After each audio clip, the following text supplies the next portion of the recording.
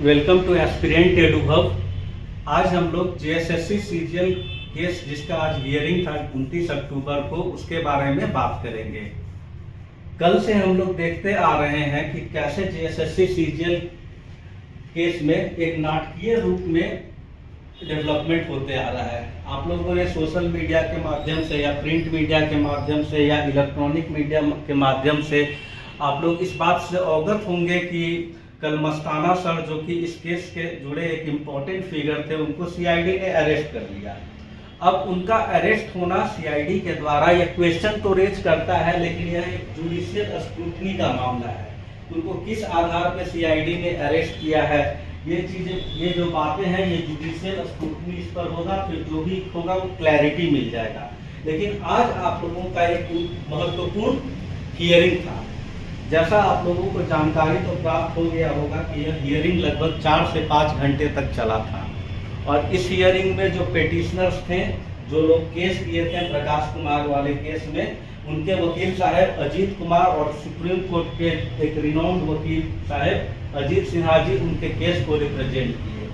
वहीं दूसरी तरफ सेलेक्टेड कैंडिडेट्स जो भी थे, उनके तरफ से मोना सिंह, जो कि सुप्रीम कोर्ट की एक रिनाउंड एडवोकेट है, उन्होंने चीजों को रखा। चूंकि यह हियरिंग जज साहब इस केस को लेकर काफी कंसर्न थे, इसलिए चीफ जस्टिस के बेंच में यह केस होने के बावजूद भी हियरिंग लगभग 4 से 5 घंटे तक चला। दोनों पक्ष के वकील जो थे वो अपना अपना तर्क को रखें। अब जज साहब कितना सेटिस्फाई हुए वो तो आपको रिजल्ट से पता चलेगा कि आखिरकार जजमेंट क्या आता है इस केस का। तो हम लोग देखते हैं क्या क्या हुआ। आज के दिन के घटनाक्रम को हम लोग देखते हैं कि क्या क्या हुआ है आज। तो अगर हम देखते हैं तो सबसे पहले कि लंच आवर से पहले और लंच आवर के बाद दोनों समय जो आपका जेएसएससी का सीजीएल का केस का कंटिन्यूअस हियरिंग हुआ है। मतलब जो आपके चीफ जस्टिस थे और उनके साथ जो ऑनरेबल दूसरे जज थे, उन्होंने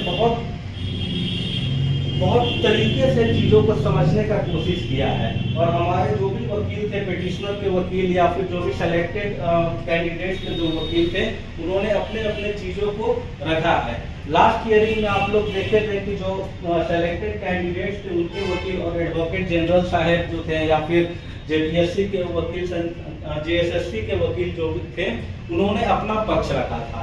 तो आज जो था वो मेनली जो पक्ष रखने का जो समय जो था वो ज़्यादातर प्रकाश कुमार केस के जो वकील साहब थे, अजीत कुमार और अजीत सिन्हा जी, सुप्रीम कोर्ट के जो एडवोकेट है, उनको ज़्यादातर समय मिला। क्योंकि सेकेंड हाफ में जो आपके सेलेक्टेड कैंडिडेट्स थे, उनके भी वकील जो मोना सिंह आई थी सुप्रीम कोर्ट से, उनको भी अपना तर्क रखने का समय मिला।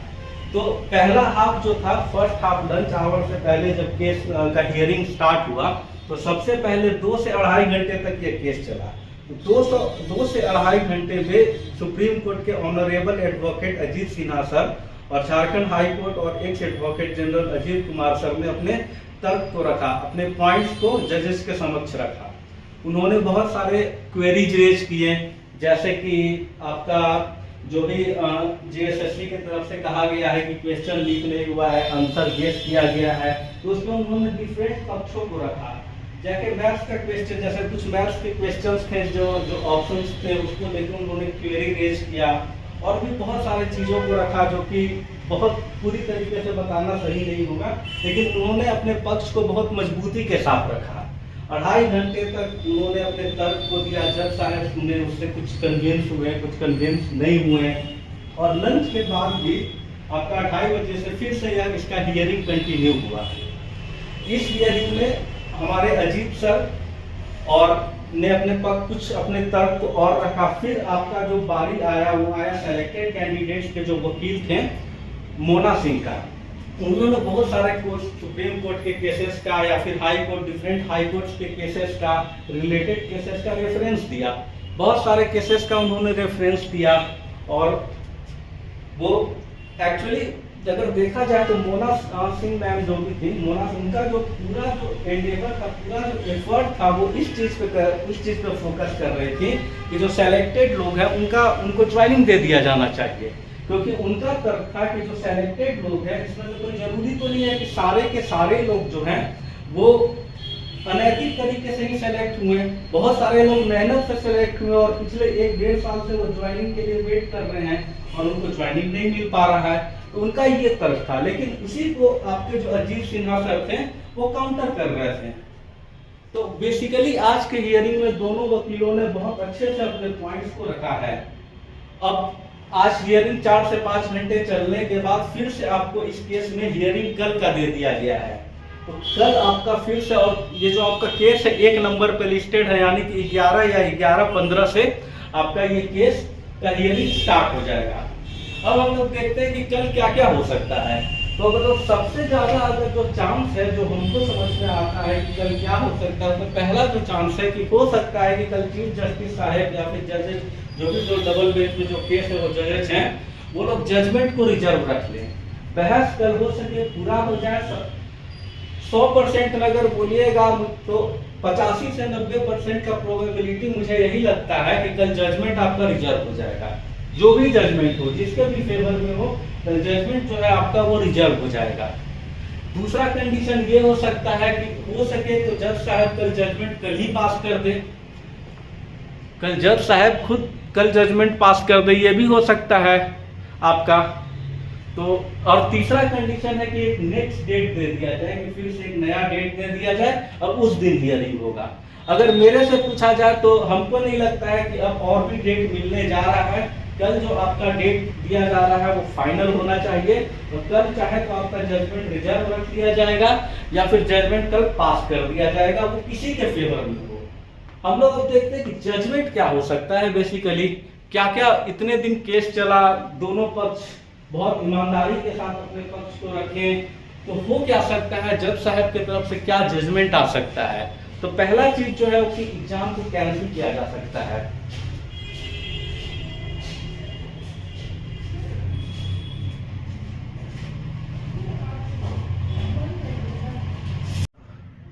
तो 3 सिचुएशन टोटल बनते हैं कि क्या रिजल्ट हो सकता है इस केस का। पहला कि एग्जाम जो आपका कंडक्ट करवाया गया था उसको कैंसिल किया जा सकता है।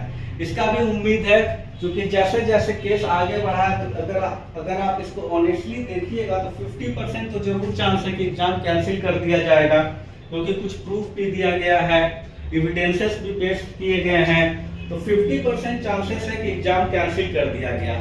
अगर क्योंकि आपका जो फॉरेंसिक रिपोर्ट आया है और जैसा कि जो लोग इस केस में लगे हुए हैं, जो लोग इस केस से जुड़े हुए हैं, उन लोगों का बोलना है कि फॉरेंसिक रिपोर्ट में ये मान लिया गया है कि पेपर जो टाइमिंग है वो टाइमिंग सही था, या फिर जो फोटो जो दिया गया है वो टेम्पर्ड नहीं है।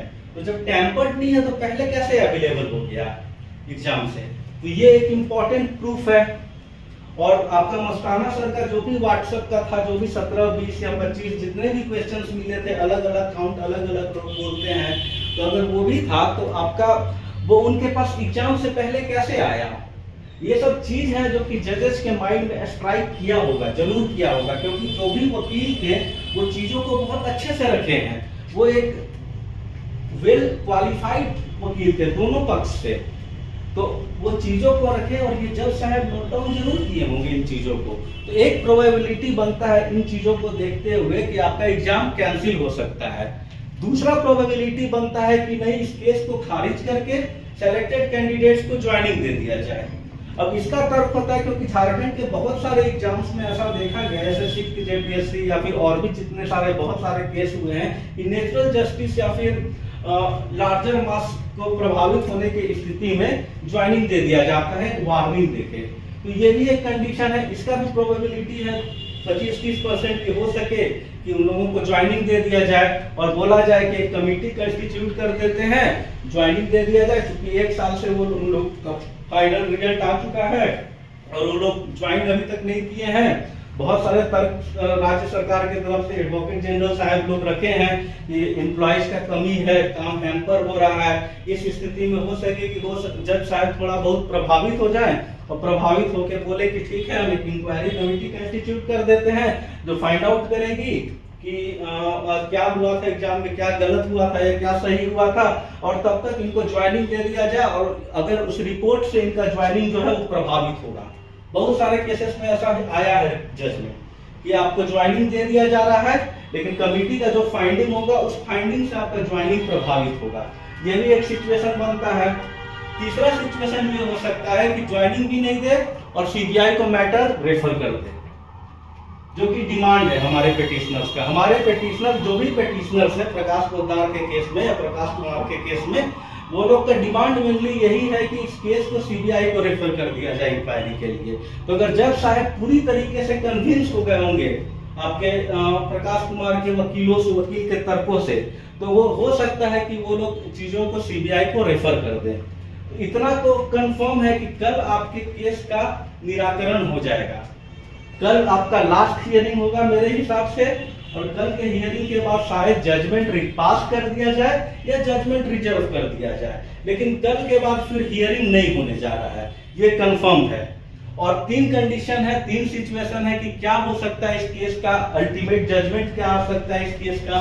तो पहला यही हो सकता है कि एग्जाम ही को कैंसिल कर दिया जाए, या फिर ज्वाइनिंग दे दिया जाए सेलेक्टेड कैंडिडेट्स को, और ज्वाइनिंग देने पे भी एक क्लाउज लगा दिया जाए। क्लाउज ये रहे कि जो आप एक कमेटी बना देगा जो कि इंक्वायरी करेगी, और वो जो ज्वाइनिंग है वो सब्जेक्ट टू कमेटी के फाइंडिंग्स के होगा। अगर फाइंडिंग्स में पाया जाएगा कि पेपर लीक हुआ था तो बाद के दिन में ज्वाइनिंग को कैंसिल कर दिया जाएगा। या फिर जो कि पेटिशनर्स का डिमांड है कि सीबीआई इंक्वायरी के लिए रेफर कर दिया जाए, तो तीसरा कंडीशन वो है। लेकिन प्रोबेबली पहला कंडीशन या दूसरा कंडीशन में चाहे तो एग्जाम कैंसिल होगा या फिर ज्वाइनिंग दिया जाएगा, ज्यादा उम्मीद यही लगता है। सीबीआई को रेफर किया जाएगा इसका उम्मीद कम लग रहा है, लेकिन अगर सीबीआई को रेफर कर दिया जाए तो ये भी एक अच्छा कदम होगा। धन्यवाद। कल हम लोग देखते हैं कल क्या होता है जीएसएससी सीजीएल केस में।